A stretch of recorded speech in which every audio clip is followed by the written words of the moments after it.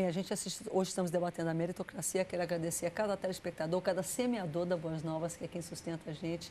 E nós estamos aqui porque você se junta a nós a cada mês, aí se esforçando. Os nossos canais de comunicação estão abertos para todos os telespectadores e, em especial, os nossos semeadores, tá certo? Para se alistar como semeador, para sugerir um tema para o programa, enfim, mandar uma mensagem. Está aí, rede social, e-mail, um monte de jeito, você pode se comunicar com a gente. No tema meritocracia, que é o tema debatido hoje, a gente vê, claro, que em qualquer sociedade há permeado esse aspecto da vantagem ou que há para quem tem mais recurso financeiro, não é verdade? E eu acho que justamente, não pelo recurso financeiro ser algo negativo, mas porque ele facilita acesso a elementos que fomentam o mérito, fomentam. A pessoa vai ao museu, a pessoa estuda, a pessoa vai à escola, melhores escolas. E mesmo as escolas públicas, a gente sabe que no Brasil é da mesma forma, há uma complementação, me parece governamental, você estava dizendo? Do governo federal em relação ao ensino. Há lugares que são educação básica para complementar, porque alguns lugares de acordo com o município, tem uma capacidade financeira muito menor e o investimento em educação é bastante pequeno. Que é justamente a base do problema da meritocracia. Veja, a falha na educação, né? Existem vários. Você vê que o que faz a meritocracia funcionar é justamente o acesso à boa educação e o que pode tão grandemente comprometê-la, portanto, Surgiu um termo recentemente, num livro de uma pesquisadora, de que nós estaríamos vivendo hoje, e essa matéria foca muito bem, o que é chamado de nepotismo meritocrático. Então, você imagina, a hora que alguém tem muito investimento a fazer em educação do seu próprio filho, ele naturalmente exigirá que o mercado, que as organizações busquem pessoas cada vez mais qualificadas, porque se eu tenho muito recurso financeiro para investir em alguém, quanto maior for a exigência desse mercado e maior for o meu investimento na capacitação desse meu ente ou desse filho ou filha, mais condições esse indivíduo vai ter de ocupar aquelas posições. E ninguém mais poderá dizer que essa pessoa está ocupando por ser filho de A ou de B. Na realidade, está ocupando porque tem um conjunto de qualificação que poucas pessoas teriam. Embora saibamos também que tem muitos filhos que não aproveitam isso e tem outros que vêm de uma, digamos assim, de uma situação muito menos privilegiada e conseguem galgar. Mas a gente sabe que é exceção. A questão da reprodutibilidade tem um índice Isso desqualifica, extremamente então, a meritocracia ou ela ainda é desejável? Eu acho que três questões são importantes. Vamos ao X da questão para encerrar o programa. Não, eu acho que três pontos são importantes para cada um de nós aqui refletir sobre a ideia de merecer. Né? 2 minutos para cada, para a gente poder encerrar. A gente poderia se perguntar se a cada um, conforme a sua necessidade, é justo. E se a cada um, conforme a sua necessidade, quem necessita mais é justo. Então, é meritório que esse alguém tenha mais. A outra pergunta é, se isso não é justo que a cada um, conforme a sua capacidade, então eu tenho necessidade, ou eu tenho capacidade? Ou poderia fazer uma terceira pergunta. É justo, então, a cada um conforme seus resultados? Então, perceba que a gente tem 3 elementos bem distintos. A cada um conforme a sua necessidade, os que necessitam mais devem merecer mais atenção, ou a cada um conforme a sua capacidade, e aí é justo, é meritório que alguém, por ter mais capacidade num determinado aspecto, tenha uma distinção, ou uma condição de desenvolver aquilo. Se desenvolver aquilo, ou então a cada um conforme os seus resultados, independentemente de ter necessidade ou independentemente de ter capacidade, ele produz resultados. E produz resultados, é meritório, é justo que alguém coloque um holofote maior nessas pessoas. Eu acho que a gente precisa ter, talvez, um reconhecimento de que existem 3 questões. Em algumas dessas questões valerão os resultados, ou as capacidades, ou as necessidades. Então, eu acho que, pensando dessa maneira, a gente talvez diminua um pouco a ideia dos exageros que são tão nocivos. Pensando, talvez, não muito numa organização e, particularmente, numa empresa que quer o lucro, porque provavelmente os resultados e as capacidades estarão na frente de qualquer outro atributo ou de qualquer outra variável. Mas pensando enquanto sociedade, esse entendimento mais amplo do que é a vida em sociedade e da compreensão de que pessoas diferentes possuem necessidades e aptidões e inteligências também distintas, reconhecer essas diferenças é o grande desafio que a gente tem. Muito bem. Você quer ainda que eu fale? Gostei, Norma. O que eu vejo, né, que na verdade sobra desse desejável, né? Uhum. Eu acho que a gente tem que, na verdade, repensar um pouco quais são, né, assim, quais são os critérios que a gente está utilizando para tomar a decisão, seja no campo corporativo, seja na vida pessoal.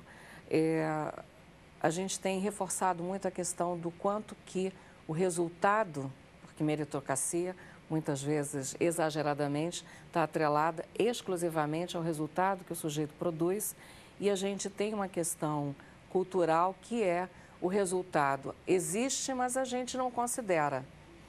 Né? É igual quando a gente, né, um aluno, vou trazer para o campo da educação, né? Eu aluno não atingiu destaque porque, afinal, eu não posso distinguir ninguém aqui, todo mundo é igual. O aluno não atingiu o resultado esperado, mas a gente ajuda o aluno a que ele passe de ano. Ajuda, entre aspas. Essa ajuda, né, na verdade, desqualifica o mérito. Né? Então, quanto que a gente estabelece critérios aí, né, dentro da visão do Leonardo, o quanto que a gente estabelece critérios em que as medidas não estão claras ou a gente subjetiva essas medidas dependendo do relacionamento pessoal, né, de quem está no poder, quais são os interesses que cada um tem ou as necessidades que cada um tem. E aí o mérito é desqualificado. Quando o mérito é desqualificado, o processo, o sistema, os valores, tudo que sustenta também se desqualifica. Né? Então, acho que isso é algo que a gente tem que refletir. E muito, Leonardo. De um outro ponto de vista que eu vou abordar, o mérito é necessário. Então, por conta do indivíduo, é necessário ter uma perspectiva de melhorar em alguma coisa, de ter acesso a alguma coisa. Então, o mérito é uma palavra que está sempre sendo usada, mas ela é necessária ser usada, porque muitas vezes você tem que dar, em todas as partes, tanto na empresa... Fazer escolhas. Fazer escolhas, você tem que dar a entender que você está dando uma possibilidade de melhoria, né? Social, econômica. Então, dentro da empresa acontece a mesma coisa. Muitas vezes se usam o mérito, né, para justificar e manter as pessoas ou mais ou menos motivadas, mas com a perspectiva de alguma coisa. Você tem a perspectiva. Então, o mérito é necessário? mas a gente tem que abordar muitos fatores para tornar essa perspectiva, né, uma coisa realmente alcançável. Quer ver uma coisa, Leonardo? Eu acho que a gente tem uma forma da gente atentar, cada um de alguma forma se submeter a esse crivo. Nós não gostamos, a nossa sociedade de fato tem dificuldade de se submeter ao crivo, à avaliação. Nós não queremos ser avaliados, mas nós queremos ter o direito de avaliar o tempo todo. Isso. Eu não quero ser avaliada, mas eu entro num lugarzinho, numa confecçãozinha para comprar. Olha, pega outra peça para mim, que essa aqui está com a costura torta. Não, tudo aqui tem que ser tratado igual, a senhora tem que levar essa. Não, mas eu não quero essa que está com a costura. Não, mas eu quero escolher, porque aquela não está boa, eu quero uma melhor. E muitas vezes... Você está entendendo? Então, para a gente escolher, a gente quer o mérito. Para a gente ser, de alguma forma, avaliado, aí a gente já não quer. Mas onde que... Então, a gente tem que ser coerente. Tem que ser coerente. E muitas vezes você não quer, né? Porque o processo de avaliação é esse processo de reconhecer o positivo e o que precisa ser melhorado, né? Mas muitas vezes não quer ser avaliado, mas quer a recompensa. E isso desqualifica o mérito também quando a gente... Quer o bônus, mas não quer o ônus. Exatamente. Quer ser reconhecido, mas não quer ser criticado. Então, né, baixa seu nível de exigência até para reter pessoas, né? Porque a gente tem uma questão...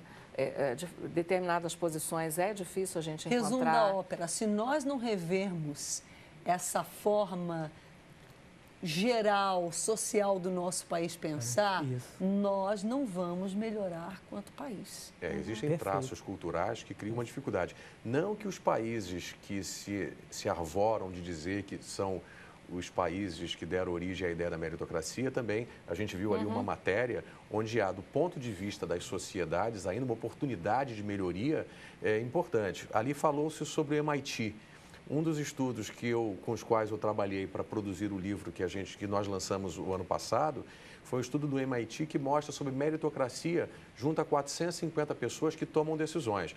E mostrou o seguinte, que mesmo no ambiente americano, onde as pessoas, quando a decisão é pública, há um cuidado, há um zelo maior em relação ao critério.